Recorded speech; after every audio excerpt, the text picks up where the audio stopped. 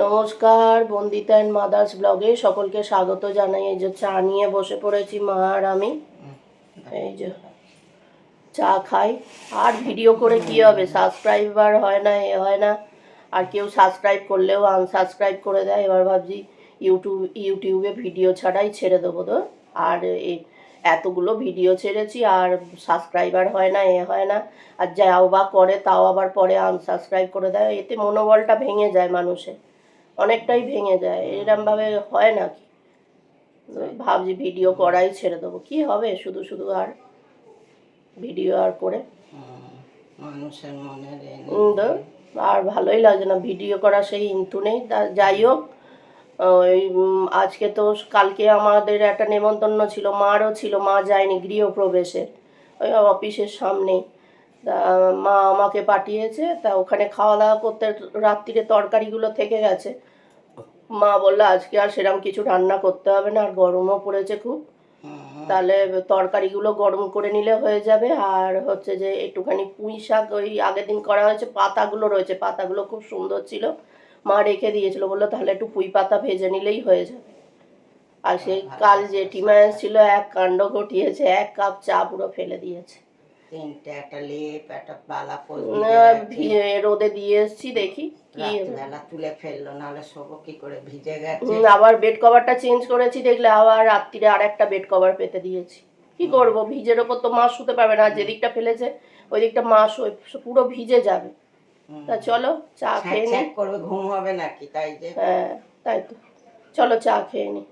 মা সবজি কাটতে, সবজি বলতে ওই এগুলো পুঁই শাকের পাতাগুলো তোদলাচ্ছি আমি। পুঁই শাকের পাতাগুলো করবে, কাটবে, মন মেজাজ ভালো না ওই জন্যে। আর এদিকে আমার চায়ের বাসন ভেজানো হয়ে গেছে, ধোয়া হয়ে গেছে। আর মা এদিকে এই যে ভাতের চাল টাল ধুয়ে রেখে দিয়েছে। পাউরুটি নিয়ে যাবে তো টিফিন, মা পাউরুটি নিয়ে যাবে, একটু সেঁকে নেব, ব্যাস হয়ে যাবে। কতটা জায়গা জুড়ে চায়ের দাগ, এই যে লাল হয়ে রয়েছে। কালকে যদি তুলতিস হয়ে যেত, দুধ চা তো। হ্যাঁ, কি তুলতাম, ফটোটা। না না, বোঝা যাচ্ছে, স্পষ্ট বোঝা যাচ্ছে। এই তো সাদা জায়গার মধ্যে এই যে লাল, এই যে লাল হয়ে রয়েছে একদম পুরো চায়ে, পুরো দেখো না।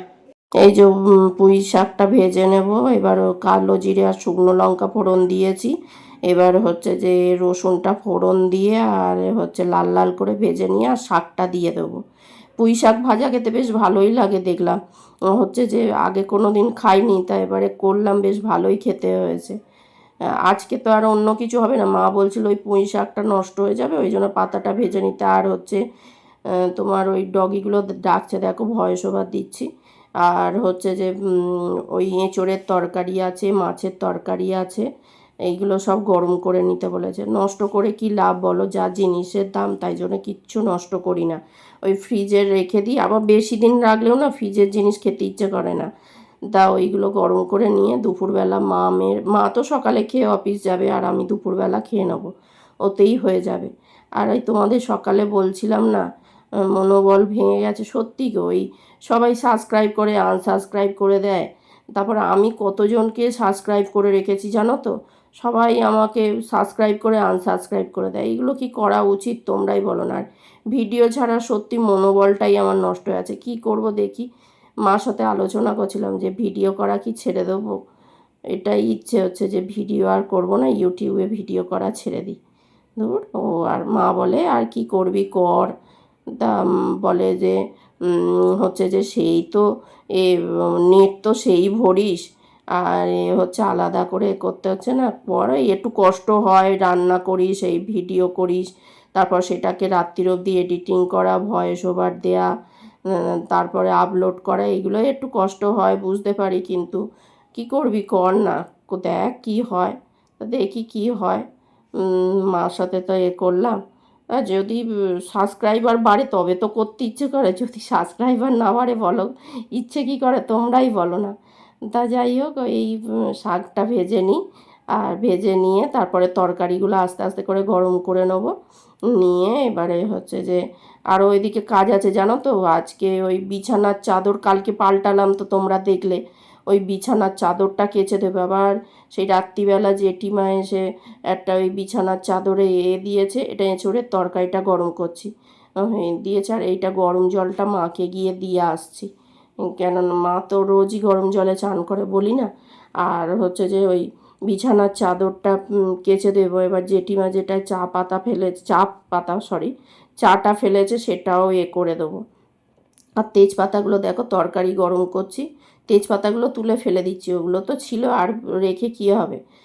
আর ওই দুটো চাদর একসঙ্গে কেচে গিয়ে বাইরে মা অফিস বেরিয়ে গেছে, তারপর মা বাড়ি থাকতেই একটা চাদর বালিশের ওয়ার কেচে দিয়েছি, দিয়ে মা অফিস বেরোলো, একটা মেলে দিয়ে এলাম।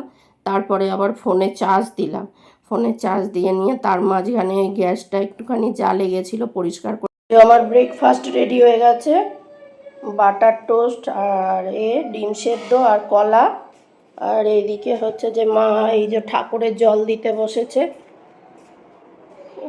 ঠাকুরের জল দিতে বসেছে মা। চলো গপু দুটোকে লাইন দিয়ে বসিয়ে দিয়েছে, চান করাবে ওদের, সিংহাসন থেকে নামিয়ে দিয়েছে। এই যে আজকে দুপুরে আমি খাবো হচ্ছে ভাত, শাক ভাজা, এঁচোড়ের তরকারি আর পুঁই শাকের চচ্চড়ি মাছের মাথা দিয়ে। আর এই টক দইটা নিয়েছি, এই গরমে টক দইটাই আরাম দেবে। আর এখানে হচ্ছে মাছের তরকারি রয়েছে, জানি না ওটা খাবো কি না, খাবার একটুও ইচ্ছে নেই না, এই টক দইটাই এই গরমে আরাম দেবে। এই যে চা নিয়ে চলে এসেছি। আর মা আজকে অনেকক্ষণ অফিস থেকে ফিরেছে। কটার সময় মা? তাও 3:30 বাজেনি। 3:30 বাজে, তখনই না 3:30 বেজে গেছে। বাজেনি, আমি শুয়ে জামা কাপড় ছেড়ে শুয়ে দেখলাম তখন 3:28। ও আজকে মা অনেকক্ষণ চলে এসছে, এসে দুজনে মিলে ওই পেছন থেকে চাদর ফাদর সব তুলে আনা হলো। আমি দুটো চাদর কেচে দিয়েছিলাম, আর তারপরে সেইগুলো তুলে এনে মা মেয়ে দুজনে মিলে ভাঁজ করলাম। আমিও করেছি, মাও করেছে, দুজনে মিলে ভাঁজ করলাম করে এই মা ঠাকুরের একটু শুয়েছিল, আবার মার ফোন এলো অফিস থেকে, ফোন আসাতে আবার একটু ঘুমিয়ে পড়েছিল। আমি আর ডাকিনি, ওই জন্য থাক ঘুমোতে পায় না তো একটু দুপুরবেলাটা ঘুমোবো। বাবা অফিস থেকে ফোন এলো, তার ঘুম ভেঙে গেল। যাই হোক তারপরে উঠে আবার সন্ধে দিল, আর আমি চাটা করে আনলাম। আজকে রাত্রিরের কিছু নেই, ওই ফ্রাইড রাইস আর চিকেনটা রয়েছে, ওটা তো খেয়ে ফেলতে হবে, নাহলে নষ্ট হয়ে যাবে। চলো চা খেয়ে নি। এই যে কালকে রান্না হবে, তাই মা সবজি কেটে রাখছে। আজকে তো সেরকম কিছু রান্না হয়নি, কালকে হবে তো সেটা কেটে রাখুক।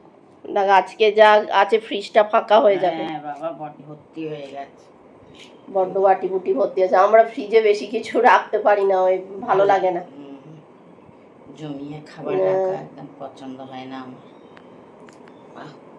ওই একদিন দুদিন ঠিক আছে, আর না খেতে পারলে কি করবো? বসে বসে টিভি দেখছি। হ্যাঁ, আমাদের তো পেটে ওইটুকু জায়গা, কি করব। এই যে রাত্রিরের ডিনার হচ্ছে ফ্রাইড রাইস, ওই সেদিনকার যেটা ছিল সেটাই বার করেছি, বেশি দিন পড়ে থাকলে আর খেতে ইচ্ছে করে না। আর চিকেন যেটা ছিল সেটাই, আর এখানে আমার ভাত রয়েছে, সব মিলিয়ে গুছিয়ে হয়ে যাবে। ল্যাসটা নাড়ে দেখ অ্যান্টেনার মতন ডাকছে, চাওয়ার ধরন দেখো না। তুই সব ওদের দিয়ে আগে, হ্যাঁ ওটা মেয়ে করে দাও তাহলে। এই যে কি আবদার আর কি এই দাঁড়া, ওটা মুখ দিবি না, দাও না, দিয়ে দাও না তাড়াতাড়ি করে, দাও দাও ওদিকে ওকে দাও, অপেক্ষা করছে, অপেক্ষারত। অনেকটা চিকেন দিয়ে ভাত দিয়েছে, এত লেজ নাড়ছে, আর দেখবে কি সব। এই বাইরে কি হাওয়া দিচ্ছে, সুন্দর, বাইরে কি সুন্দর হাওয়া দিচ্ছে।